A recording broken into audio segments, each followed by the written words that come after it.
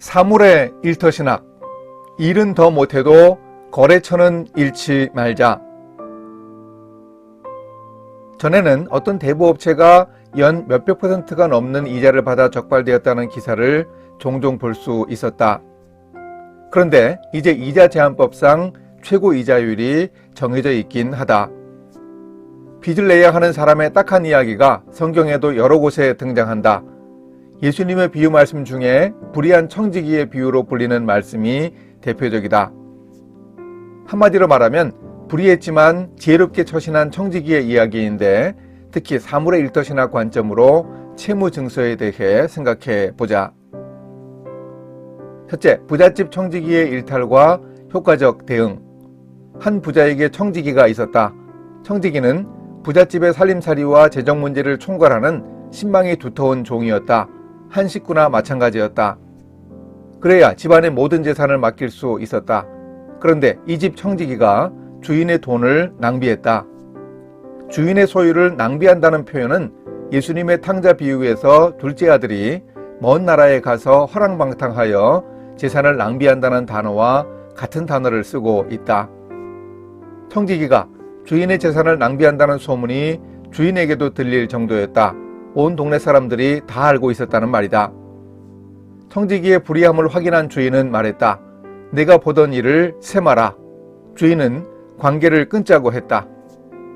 아마도 청지기의 불의가 횡령이거나 사기는 아니어서 주인은 고발이 아닌 파직으로 징벌하려고 했다. 그러자 청지기에게는 고민이 생겼다. 큰 고민이었다.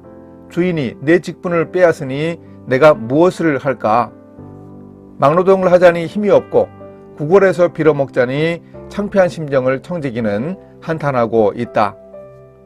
다른 부잣집에 청지기로 들어가는 길은 생각하지 못했을까? 청지기는 이제 그쪽은 길이 막힌 것을 잘 알고 있었다.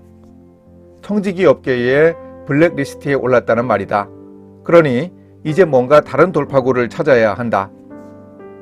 심각하게 자신의 앞날을 고민하던 청지기가 무릎을 쳤다. 내가 할 일을 알았도다. 청지기의 깨달음은 일자리는 빼앗겨도 거래처는 잃지 말자였다. 즉 관계로 승부를 내자고 결론 지었다. 청지기는 주인의 채무자들을 불러 채무증서를 보자고 하더니 증서를 고쳐 썼다. 기름 100마를 빚진 사람의 채무증서를 50말로 고쳐주었다. 밀 100석을 빚진 사람은 80석으로 감해주었다. 그런데 이렇게 청지기가 탕감 조치한 빚은 규모가 대단했다. 기름 한 말은 40리터쯤 된다. 탕감해준 기름 50말은 200리터 드럼통으로 10개 분량이다. 올리브유를 돈으로 환산하면 얼마나 큰 금액인가? 탕감해준 밀 20석은 40가마니이다. 그러니 이건 일반적인 빚이 아님을 알 수 있다. 한두 해 생활비가 모자라서 진 빚이 아닌 악성 부채였다.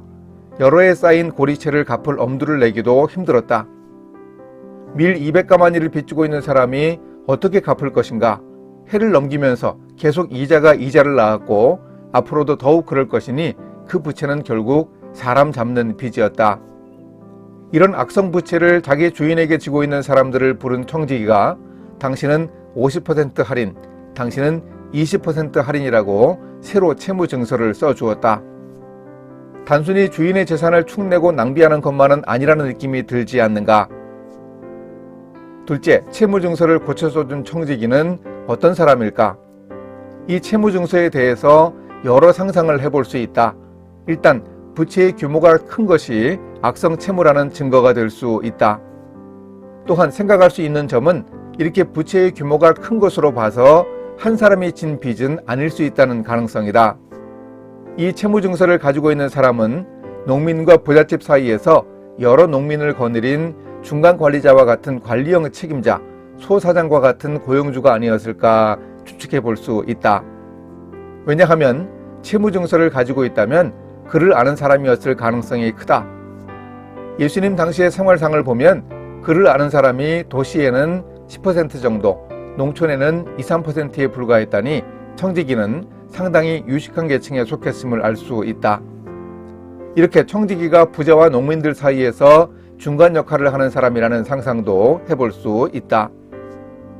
예전의 농촌 상황을 경험한 사람은 이 비유를 보면서 도조라는 단어가 머릿속에 떠오를 수 있다. 남의 논밭을 빌려 농사를 지어서 주인에게 내는 일정한 비율의 곡식이 도조이다. 중간 관리자 역할을 하는 청지기가 소작인들로부터 과한 도조를 받아 챙기는 상황을 우리가 상상해 볼 수 있다. 그러면 우리는 이 불의한 청지기의 파격적 할인 공세를 자신의 이익을 포기한 행위로도 읽을 수 있다.